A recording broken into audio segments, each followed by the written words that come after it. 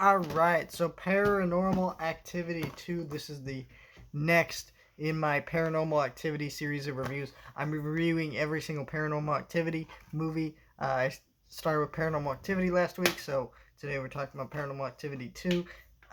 We're not reviewing Next of Kin, the newest film, because I've already reviewed that movie back when it came out. We're just talking about all the other ones that I haven't talked about before, so let's talk about Paranormal Activity 2. I really like this movie. And I'm very shocked about how much I enjoy these movies because like I've always just not liked these movies. I've always just kind of gone with the consensus of these movies, which is that they're just cheap, lazy entertainment. But I think there is something to be said about cheap, lazy entertainment that's able to make really interesting and cool films.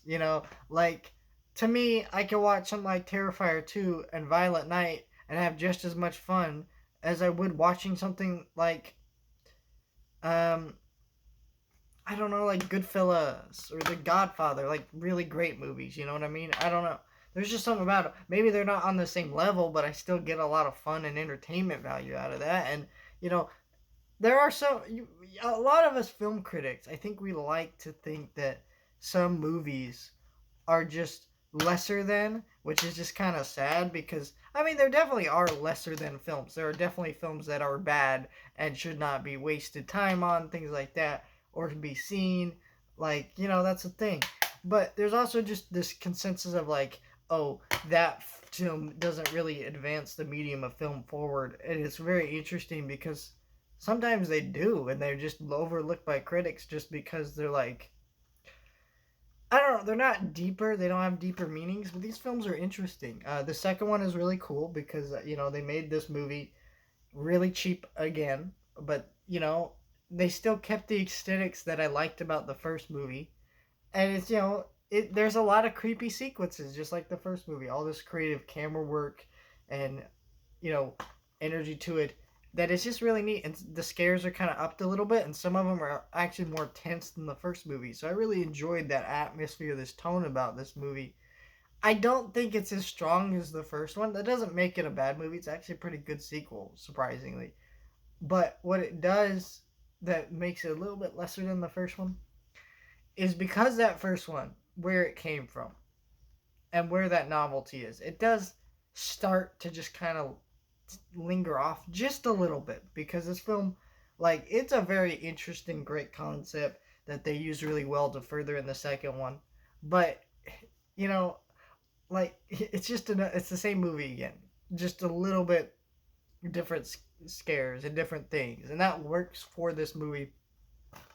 But you can see how, like, in later sequels that can diminish and other things like that. It's just, but when I'm watching this movie, I'm just like, this is a really solid sequel, and it just really furthers that plot.